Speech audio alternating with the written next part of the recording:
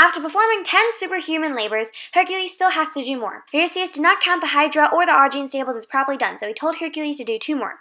Hercules must bring Eurystheus golden apples which belonged to Zeus, king of the gods. Hera had given these apples to Zeus as a wedding gift, so this task should have been impossible. Hera, the jealous wife, didn't want to see Hercules succeed, so she'd be stupid to let him take her things. The apples were kept in a garden at the northern edge of the world, and they were guarded not only by Ladon, a gigantic 100-headed dragon, but also by the Hesperides, nymphs who were daughters of Atlas, the titan who held the sky and the earth on his bodybuilder shoulders. First of all, Hercules didn't even know where the garden was. He journeyed through Libya, Egypt, Arabia, and Asia, having adventures along the way. Hercules continued to Illyria, where he sees the sea god Nereus, who knew the garden's secret location. Nereus transformed himself into all kinds of shapes, trying to escape, but Hercules held tight and didn't release Nereus until he got the information he needed. Hercules came to the rock on Mount Caucasus where Prometheus was chained. Prometheus, a trickster who made fun of the gods and stole the secret of fire from them, was sentenced by Zeus to a horrible fate. He was bound to the mountain, and every day a monstrous eagle came and ate his liver, pecking away at his tortured body. Prometheus's liver grew back the next day, so this painful visit continued over and over again. This went on for 30 years until Hercules showed up and killed the eagle. In gratitude, Prometheus told Hercules the secret to getting the apples. He would have to send Atlas after them instead of going himself. Atlas hated holding up the sky and the earth so much that he would agree to the task of fetching the apples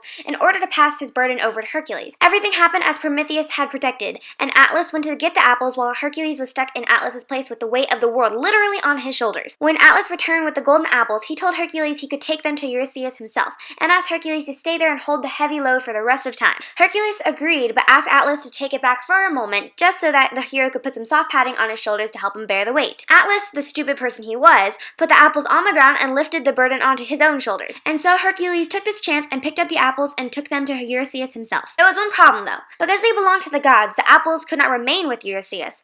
After all the trouble Hercules went through to get them, he had to return them back to Athena, who took them to the garden at the northern edge of the world, which in the end kind of made this whole thing useless.